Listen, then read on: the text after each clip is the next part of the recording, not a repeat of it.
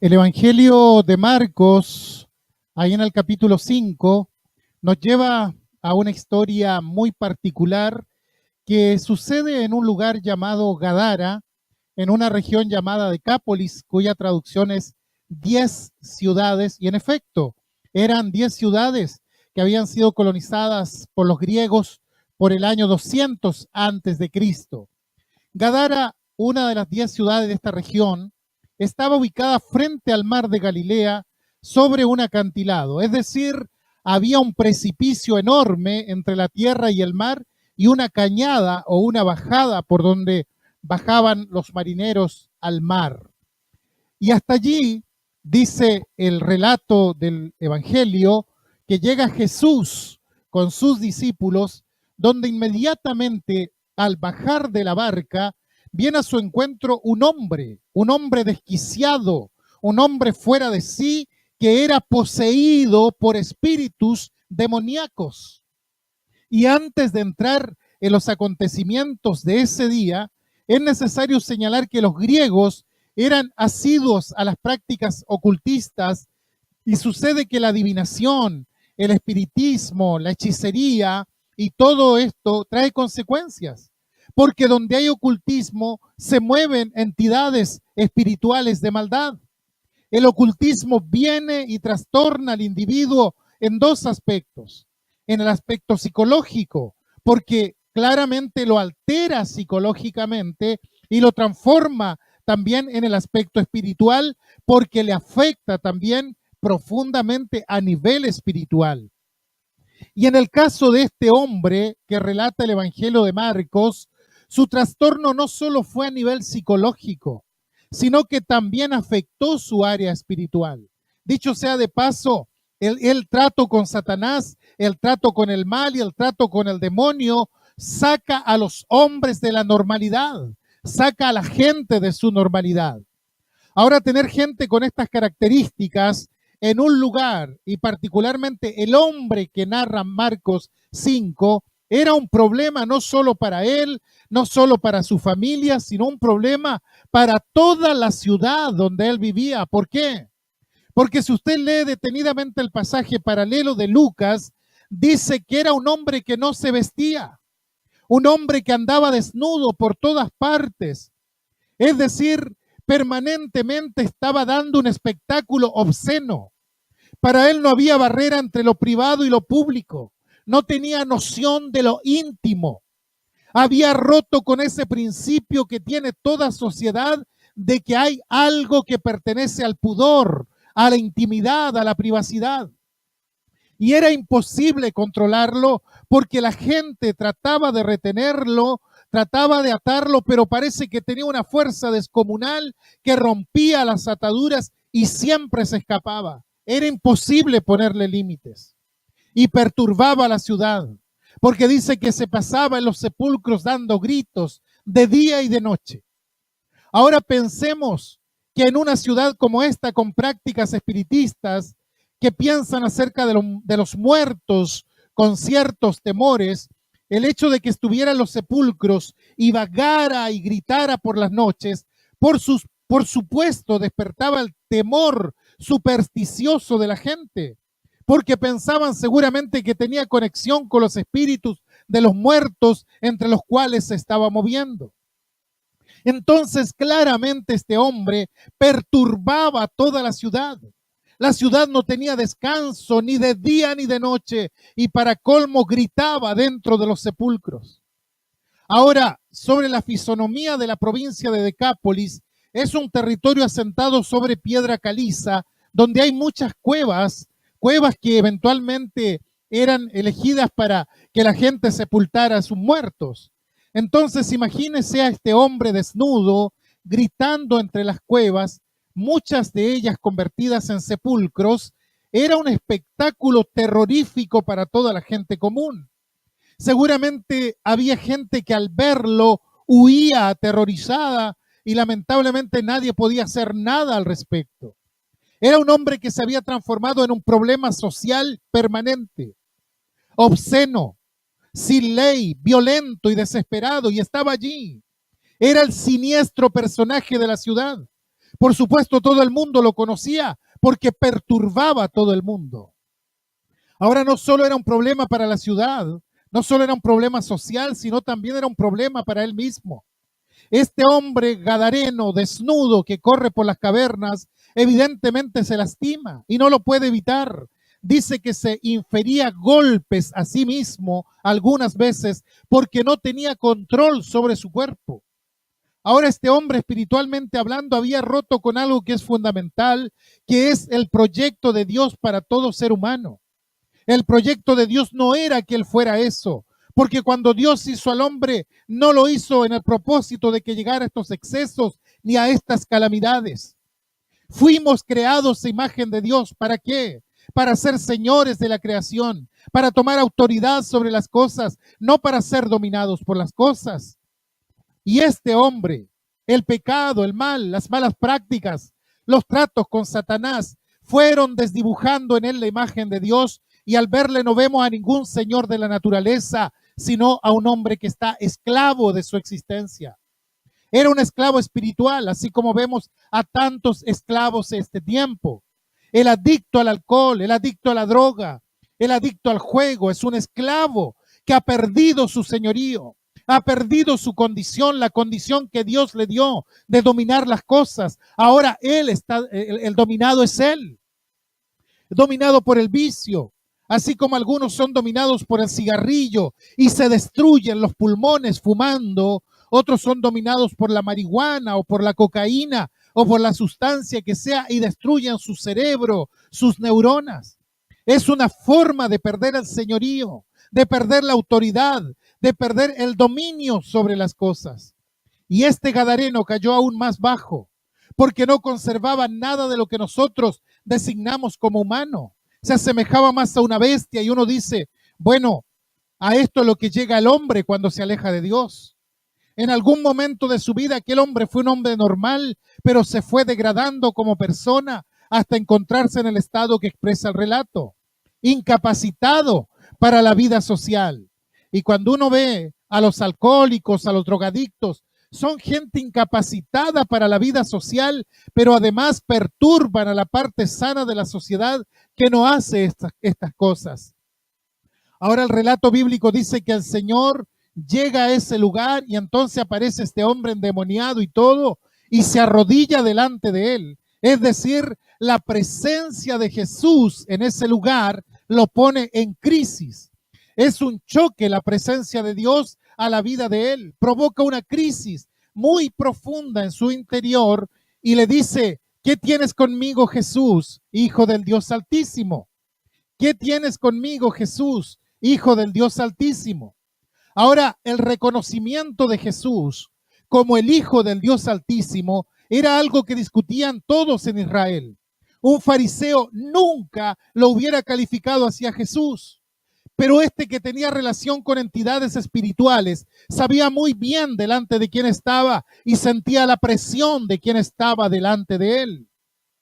La presencia de Jesucristo viene para presionar sobre el mal y es su única posibilidad de restauración, la única posibilidad de salir de allí.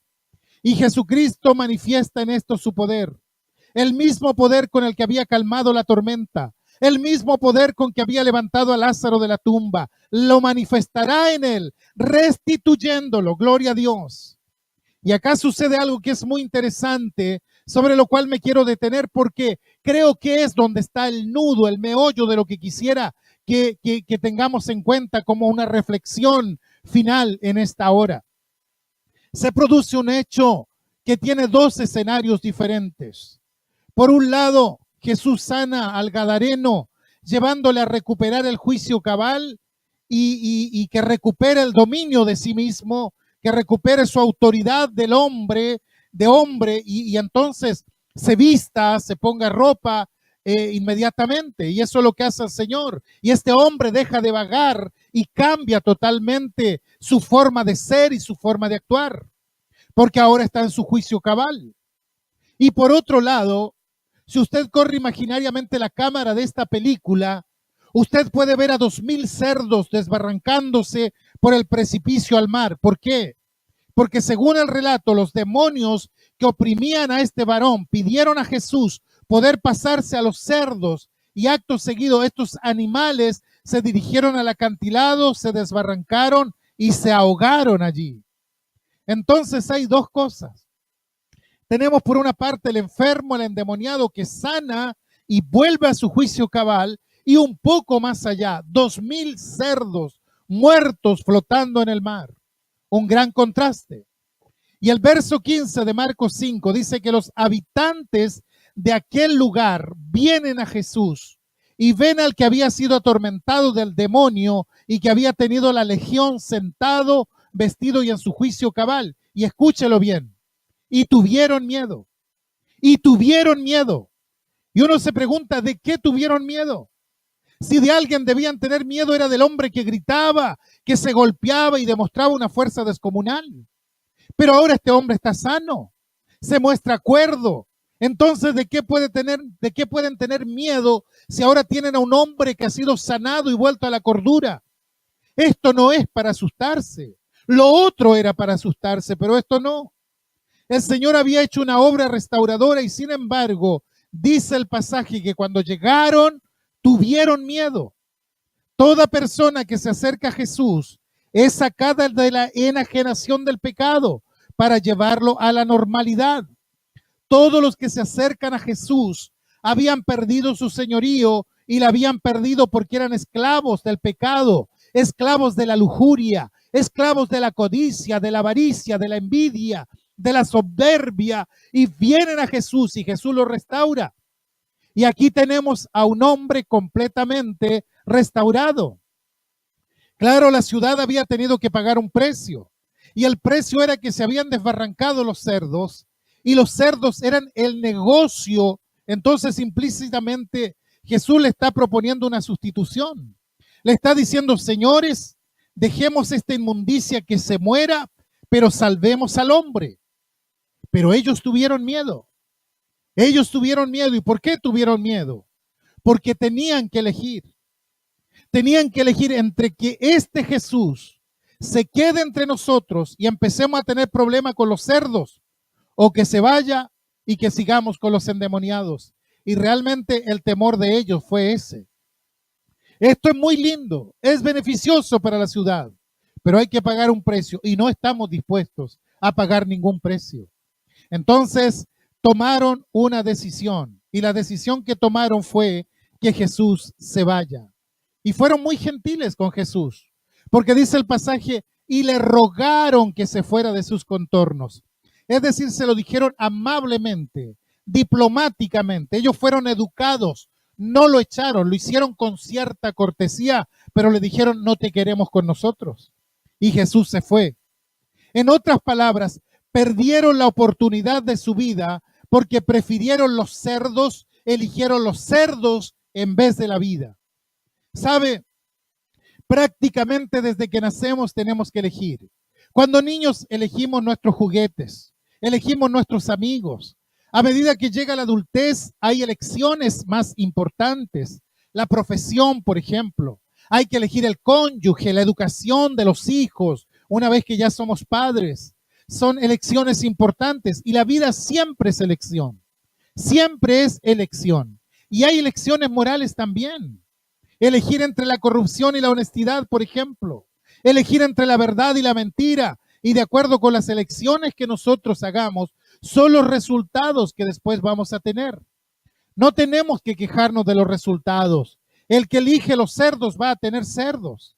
Los resultados van a venir conforme a las elecciones que hagamos. Lo que nos sucede forma parte de lo que elegimos.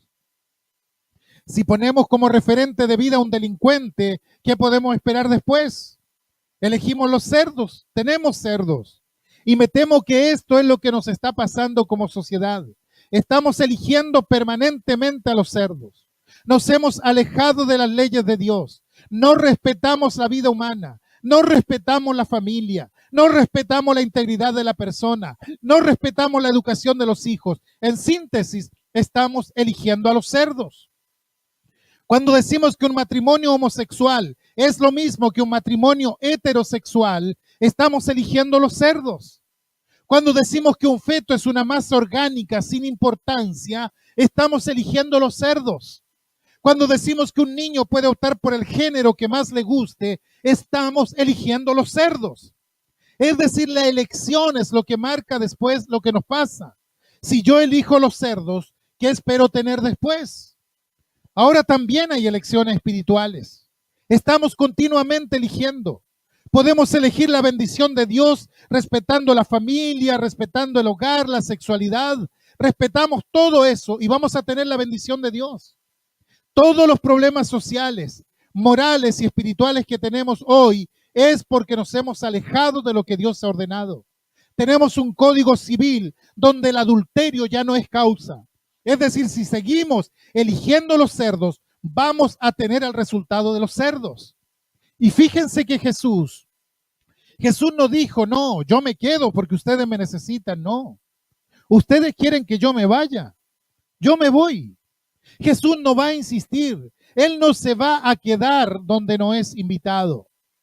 Cuando cayeron las Torres Gemelas en Estados Unidos, todo el mundo se preguntaba, ¿y dónde está Dios? ¿Cómo puede permitir esto? Y los periodistas fueron a entrevistar a una mujer muy capaz, muy influyente, y le preguntan, ¿y dónde está Dios que no evitó esta masacre? Y ella dice, miren, Dios es un perfecto caballero. Él no va donde le cierra la puerta. Aquí en Estados Unidos se le cerró la puerta acá y acá y acá y empezó a enumerar y termina diciendo, bueno, este es el resultado final. Esta es la consecuencia. Es decir, si sacamos a Dios de nuestra vida y del centro de nuestra vida, lo que estamos eligiendo es a los cerdos. Hay elecciones muy importantes. Por ejemplo, el destino de nuestra vida familiar depende de cómo organicemos nuestra familia. El destino de nuestra vida personal depende de cómo organicemos nuestra vida. El destino de nuestra sociedad dependerá exclusivamente de qué hemos hecho con las leyes que Dios nos ha dado, con los principios básicos de defender al honesto y de castigar al delincuente. Esto es básico, es fundamental y es lo que Dios manda. No que tomemos al delincuente y lo hagamos un héroe y lo victimicemos frente a la sociedad. Cuando esto ocurre es trastocar los principios divinos y después nos tomamos la cabeza frente a la realidad, pero resulta que elegimos alejarnos de los principios establecidos por Dios. Le hemos dicho a Dios que no lo queremos dentro de nuestra sociedad, que no lo queremos dentro de nuestra familia, que no lo queremos dentro de nuestra casa, que no lo queremos dentro de nuestra vida y podemos ir todos los días a la iglesia, pero si no respetamos los principios de Dios, no nos servirá de nada. Yo elijo a Dios cuando digo, estas son las leyes de Dios y yo como cristiano estoy comprometido con estas leyes y voy a cumplir estas leyes y voy a ser un cristiano cabal. Pero hay decisiones que definen la vida y ellos, los gadarenos, definieron la vida de esa comunidad cuando le dijeron a Jesús, discúlpanos, pero no te queremos aquí, queremos que te vayas. Y lo primero que hace Jesús cuando comienza su ministerio es irse al desierto. Y en el desierto es tentado por Satanás. Y él tiene que elegir allí. Y él dice, ¿voy a tomar este camino o no voy a tomar otro camino? Esa es la elección. Y en ese momento se define la vida. Él entendió que en ese momento se definía su vida, el rumbo de su misión, y rechazó los cerdos. Eligió sabiamente, sacó el mal y lo puso al lado y le dijo, vete de mí, Satanás, porque me está haciendo tropiezo. Y muchas veces, por desgracia, el ser humano elige lo peor. En vez de lo mejor, elige lo peor. Frente a la cruz, ¿qué hicieron los seres humanos? Eligieron a Barrabás y despreciaron a Jesús. Después de 3 años de conocerle. Es muy común para el ser humano que en vez de tener los principios de Dios, los principios de vida que el Señor ha establecido, elija lo otro. Y después vienen las consecuencias. ¿Por qué cree que aumenta la drogadicción? ¿Por qué cree que crece la violencia? ¿Por qué cree que aumenta la delincuencia? Porque el ser humano está eligiendo lo peor, lo inconveniente, y vienen las consecuencias. Elías emplazó al pueblo a elegir cuando le dijo, ¿hasta cuándo ustedes van a claudicar entre dos opiniones? ¿Son de este lado o son de este otro? ¿Qué soy yo? ¿Qué es usted? ¿Soy cristiano o no soy cristiano? No puedo ser ambas cosas a la vez. Tengo que decidir frente a esto. Y esta es una decisión que tenemos que tomar en nuestras vidas. La tiene que tomar usted y la tengo que tomar yo.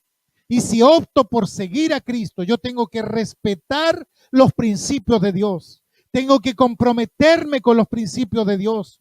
Yo no puedo pedirle a Dios la bendición y comprometerme con los cerdos. Yo no puedo claudicar entre dos opiniones. No puedo vacilar entre dos caminos. Elías les mostró el camino que tenían delante y les instó a elegir. Lo mismo hizo Josué frente al pueblo. Elijan ustedes. Elijan hoy a quién van a servir. Jesús también dijo, si alguno quiere venir en pos de mí, es una decisión. Es una decisión seguir a Cristo que tiene que tomar cada uno de nosotros. Ahora, todas las decisiones que tomamos tienen consecuencias. Por eso hay que pensarlas bien, porque las consecuencias son a largo plazo, no son a corto plazo. Y nosotros tenemos que tomar decisiones espirituales. Y por eso creo que este pasaje de Marcos nos deja una profunda enseñanza. Y no me entretuve en los detalles, sino lo que creo que es fundamental en esta hora por razones de tiempo. Toda una comunidad estaba allí. Toda una comunidad recibió la bendición de Dios, claro, porque habían tenido un problema y el Señor se lo había quitado. Y sin embargo, en vez de retener la bendición, pensaron en los cerdos que se habían ahogado y dijeron, es mejor que este se vaya. Y lo hicieron cortésmente, y cortésmente Jesús también se fue. Y forzosamente la elección tiene una consecuencia. Si elegimos bien, vamos a tener la bendición de Dios. Si elegimos mal, vamos a tener las consecuencias de nuestra mala elección. Es una ley espiritual. El hombre cosecha lo que siembra, tiene lo que busca. Puedo pedirle al Señor que se quede o puedo dejarlo de lado, pedirle que se vaya. Pero cuando yo lo dejo de lado y depongo las leyes, tendré que sufrir las consecuencias en mi vida. Por eso tenemos que orar, como oraba el apóstol Pablo cuando decía que Dios nos dé sabiduría y conocimiento para que siempre aprobemos lo mejor. El Señor nos dio un camino de esperanza, nos dio una posibilidad de salida, pero es lo que nosotros elegimos, lo que vamos a cosechar después en la vida. Las buenas o malas elecciones traen consecuencias en la vida personal, en la vida familiar y en la vida social. Por eso tenemos que aprender a elegir bien. Nosotros como cristianos conocemos los principios cristianos. Por ejemplo, ¿qué dice Dios acerca de la familia? ¿Qué dice Dios acerca de la educación de nuestros hijos? ¿Qué dice Dios acerca del trato en el matrimonio? ¿Qué dice Dios de cómo debo conducirme en mis negocios? ¿Qué dice Dios de cómo debo manejarme en la sociedad? Un cristiano es aquel que ha puesto a Dios en el centro de su vida y sigue los principios de Dios. Los demás pueden seguir lo que quieran y hacer lo que se les antoje, pero yo hago mi elección personal frente a Dios. Somos responsables de nuestras elecciones y como cristianos tenemos que aprender a elegir lo mejor. Y cuando elegimos lo mejor, la paz de Dios que sobrepasa todo entendimiento guardará nuestros corazones y tendremos tranquilidad en nosotros. Un detalle de la historia y con esto termino. En toda esta historia hay 3 ruegos. El primer ruego es el de los demonios. Dice el relato que los demonios le rogaban a Jesús que no los mandase a otro lado. Y el segundo ruego es el ruego de la gente. Dice, le rogaban a Jesús que se fuese de su lugar. Pero hay un tercer ruego y es el ruego del endemoniado, que ya liberado le dice a Jesús, Jesús, te ruego que me dejes ir contigo. Yo quiero seguirte. Y Jesús le dice, sígueme, pero hazlo a la distancia. Yo quiero que te quedes acá, que vayas a los tuyos y le cuentes lo que Dios hizo contigo, porque han elegido mal. Entonces yo te levanto como testigo acá en este lugar. Y creo sin temor a equivocarme que de estos 3 ruegos, el más importante es este ruego final. Cuando el hombre le rogó a Jesús diciéndole, Señor, quiero ir contigo. Y Jesús le dijo, quédate acá, pero cuenta lo que el Señor hizo contigo. Cuéntale que el Señor puede cambiar la vida. Lo deja allí como testigo. Yo creo que este hombre se levantó realmente como un faro en medio de las tinieblas que estaban allí en ese lugar. Y creo realmente que este es el ruego que debemos tener en cuenta en este momento. Pedirle al Señor y decirle, Señor, te rogamos que podamos ser testigos fieles de lo que es un cristiano en medio de esta sociedad avinagrada, oscura, decaída. Te rogamos que podamos ser testigos fieles de lo que has hecho por nosotros. Llevar tu mensaje a esta sociedad perdida. Quiero en el lugar donde me pusiste, pueda alumbrar para tu gloria y muchos puedan llegar a creer en ti. Estimado hermano, el Señor no te dejó en el lugar donde tú estás simplemente para que tú hagas tu vida a tu manera. Tú tienes que brillar allí. Tú tienes que ser un testigo del Señor allí donde Dios te ha puesto. Yo estoy seguro que Dios te quiere usar y te va a usar abundantemente si depositas tu fe, tu confianza, tu esperanza en las manos del Señor. Que Dios te bendiga mucho.